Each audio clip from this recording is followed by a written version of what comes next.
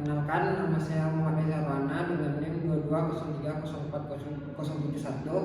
Saya ingin menyampaikan materi guna untuk memenuhi UAS dari Manajemen Teknologi Informasi.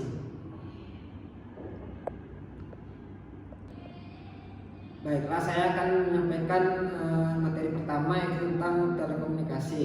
1. Pengertian sistem telekomunikasi. Sistem telekomunikasi adalah suatu sistem yang digunakan untuk mengirimkan informasi dari satu tempat ke tempat lain menggunakan berbagai macam teknologi dan media. Informasi ini berupa suara, data, teks, gambar, atau video. Sistem telekomunikasi memungkinkan komunikasi jarak jauh yang efisien dan cepat. Yang kedua adalah dua sistem telekomunikasi. Pertama, transmitter atau pemancar. Transmitter memiliki dua komponen. Yang pertama, fungsinya mengubah informasi menjadi sinyal yang dapat dikirim melalui media transmisi. Komponennya seperti mikrofon, kamera, dan keyboard. Kedua, receiver atau penerima. Fungsinya menerima sinyal yang dikirim oleh pemancar dan mengubah kembali menjadi informasi yang dipahami oleh manusia. Komponennya seperti speaker, layar, dan printer. Fungsi sistem telekomunikasi. 1. Pengiriman informasi. Mengirimkan data informasi dari satu tempat ke tempat yang lain. Kedua, pemrosesan informasi. Mengubah informasi menjadi format yang sesuai untuk transmisi dan penerimaan. Ketiga, penyimpanan informasi. Menyimpan data sementara selama proses pengiriman. Keempat, pengendalian, mengatur dan mengontrol aliran data sampai dengan tempat ketujuan. Kelima, konversi data, mengubah data dari format analog ke digital atau sebaliknya dengan kebutuhan transisi. Dan yang keempat, media telekomunikasi. Media telekomunikasi dibagi dua, kabel dan non-kabel. Kabel terbagi jadi 3 komponen. Yang pertama, twisted pair, digunakan dalam jaringan telepon dan jaringan komputer lokal. Kedua, coaxial cable, digunakan untuk televisi kabel dan jaringan internet. Ketiga, fiber optik, menggunakan serat optik untuk mentransmisikan dalam bentuk cahaya. Kedua, ada kabel. Kabel memiliki 4 komponen, yaitu radio, microwave, infrared, dan satelit. Baiklah, masuk ke materi selanjutnya, yaitu pengertian dari internet, intranet, dan extranet. Internet adalah jaringan global yang menghubungkan jutaan komputer dan perangkat di seluruh dunia, memungkinkan pertukaran informasi dan komunikasi secara real time. Internet adalah publik yang bisa diakses oleh siapa saja dengan perangkat yang terhubung dan layanan yang sesuai. Intranet adalah jaringan pribadi yang menggunakan teknologi internet untuk menghubungkan komputer dan perangkat dalam satu organisasi atau perusahaan. Akses ke intranet biasanya terbatas hanya untuk karyawan atau anggota organisasi tersebut. Dan yang ketiga adalah extranet. Extranet adalah jaringan yang memungkinkan organisasi untuk berbagi informasi dan berkolaborasi dengan pihak eksternal seperti mitra bisnis, pelanggan, atau pemasok menggunakan teknologi internet. Baiklah, selanjutnya masuk ke sistem informasi.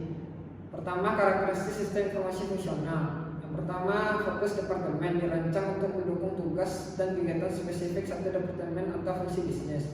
Kedua, otomatisasi tugas, mengotomatisasi tugas-tugas dan operasional meningkat efisiensi.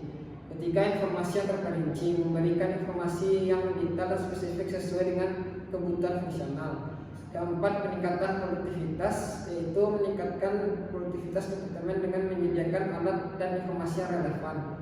Dan yang kelima, integrasi data, bisa diintegrasikan dengan sistem lain untuk berbagi data dan informasi. Selanjutnya, karakteristik sistem informasi manajemen. 1. Pengambilan keputusan, mendukung proses pengambilan keputusan di tingkat manajemen. Kedua, laporan manajerial, menyediakan laporan rutin dan khusus untuk manajemen. Ketiga, integrasi data, mengintegrasikan data dari berbagai sumber dalam organisasi. Keempat, analisis data, menyediakan alat analisis untuk memahami tren dan pola dalam data. Dan yang kelima, efisiensi operasional, membantu meningkatkan efisiensi operasional melalui informasi yang akurat dan relevan. Selanjutnya karakteristik sistem pemrosesan transaksi. Yang pertama, transaksi rutin, mengelola transaksi bisnis seperti penjualan, pembelian, pembayaran, dan lain-lain. Kedua, volume tinggi, menangani volume transaksi yang tinggi secara efisien. Ketiga, kecepatan dan akurasi, memastikan transaksi diproses dengan cepat dan akurat. Keempat, keamanan data, menjaga keamanan dan integritas data transaksi. Kelima, audit trail, yaitu menyediakan jejak audit untuk melacak setiap transaksi. Selanjutnya, karakteristik sistem penjualan dan pemasaran. Yang pertama, manajemen pelanggan, mengelola informasi dan interaksi dengan pelanggan. Kedua, kampanye pemasaran, merencanakan dan melaksanakan kampanye pemasaran. Ketiga, analisis penjualan, menganalisis data penjualan untuk memahami tren dan kinerja. Keempat, otomasi penjualan, mengotomatisasi proses penjualan untuk meningkatkan efisiensi. Dan yang kelima, pemantauan kinerja, memantau kinerja tim penjualan dan kampanye pemasaran. Selanjutnya, karakteristik customer relationship management, yaitu pertama, manajemen data pelanggan, mengumpulkan, menyimpan, dan mengelola informasi tentang pelanggan. Personalisasi layanan, menyediakan layanan yang disesuaikan dengan kebutuhan dan preferensi pelanggan. Ketiga, otomasi proses, mengotomatisasi proses penjualan, pemasaran, dan layanan pelanggan. Keempat, analisis dan pelaporan, menganalisis data pelanggan untuk mendukung pengambilan keputusan dan strategi bisnis. Kelima, interaksi multikanal, mendukung interaksi dan pelanggan melalui berbagai kanal komunikasi seperti telepon, email, dan media sosial. Selanjutnya masuk ke materi e-commerce. Pengertian e-commerce. E-commerce adalah proses pembelian dan menjual barang atau jasa melalui internet. Ini mencakup berbagai aktivitas komersial, termasuk transaksi bisnis, transfer dana, dan pertukaran data yang difasilitasi oleh teknologi informasi dan komunikasi. Selanjutnya, jenis-jenis e-commerce: business to consumer, business to business. Ketiga, consumer to consumer. Keempat, consumer to business. Kelima, business to government. Keenam, government to business. Selanjutnya, keuntungan e-commerce. Yang pertama, akses global, memungkinkan menjangkau pasar global tanpa batas geografis. Kelima, operasi 24 jam. Toko online bisa diakses kapan saja, memungkinkan transaksi di luar jam kerja tradisional. Ketiga, biaya operasional rendah, mengurangi biaya yang terkait dengan toko fisik seperti sewa dan utilitas. Keempat, personalisasi, memungkinkan personalisasi penawaran dan pengalaman belanja berdasarkan data pelanggan. Kelima, kemudian kenyamanan, konsumen dapat berbelanja dari mana saja dan kapan saja dengan perangkat yang terhubung ke internet. Batasan dan kegagalan e-commerce. Yang pertama adalah keamanan privasi. Kedua, kepercayaan konsumen. Ketiga, masalah teknologi. Keempat, pengiriman dan logistik. Kelima, regulasi dan legalitas. Selanjutnya, aplikasi bisnis to consumer, yaitu pertama, toko online seperti Amazon, eBay, dan Shopee.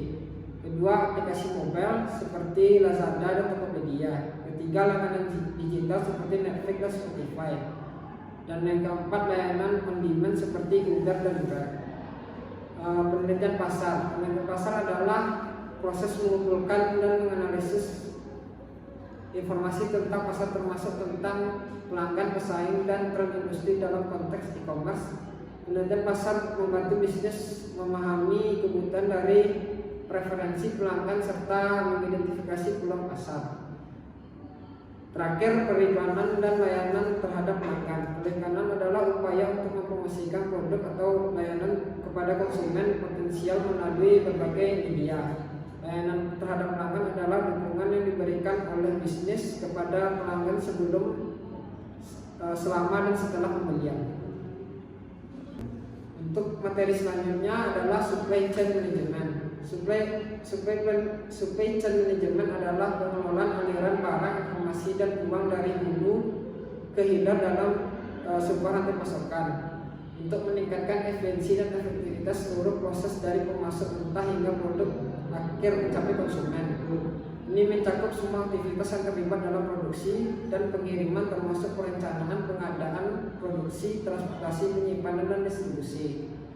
Kedua, jenis-jenis supply chain management. Push supply management. Kedua, pull supply management. Ketiga, pull supply chain. Keempat, agile supply chain.